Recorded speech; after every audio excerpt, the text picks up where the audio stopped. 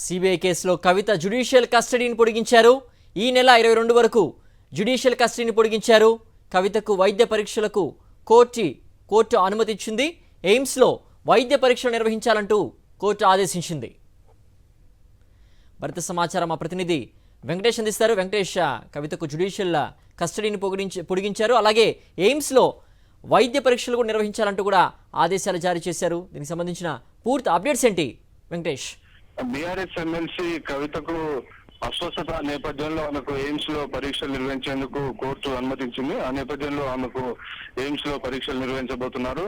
నిజానికి గత వారం రోజుల నుంచి ఆమెకు హై ఫీవర్ తో బాధపడుతున్నట్టు తెలిసింది. ఆ నేపథ్యంలో 2 రోజుల కిందటే ఆమెను దీన్ దయాళ్ ఆసుపత్రిలోకి తీసుకొచ్చి ఆమెకు కొంత చికిత్స నిర్వహించారు.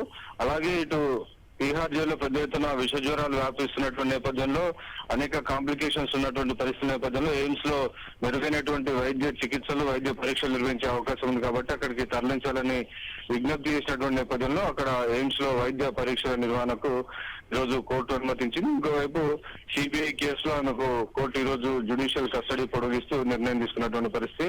ఇప్పటికే ఆమె బెయిల్ కోసం దాఖలు చేసినటువంటి పిటిషన్లన్నీ కూడా తిరస్కరణకు గురైనటువంటి నేపథ్యంలో కవిత తరపు న్యాయవాదులు త్వరలోనే మరోసారి కోర్టును ఆశ్రయించేటువంటి అవకాశం ఉంది. సో సుప్రీంకోర్టుకు వెళ్ళాలా లేదంటే మళ్ళీ ట్రయల్ కోర్టులో బెయిల్ పిటిషన్ వేయాలన్న దానిపైన న్యాయ నిపుణులతో చర్చించి త్వరలోనే బెయిల్ కోసం కోర్టును ఆశ్రయించేటువంటి అవకాశం కనబడుతుంది. ఇప్పటికే ఈ కేసులో అరవింద్ కేజ్రీవాల్ కు బెయిల్ వచ్చినటువంటి నేపథ్యంలో కవితకు కూడా బెయిల్ మీద ఆమెను విడుదలై బయటకు తీసుకొచ్చేందుకు బీఆర్ఎస్ వర్గాలు ప్రయత్నం చేస్తున్నాయి.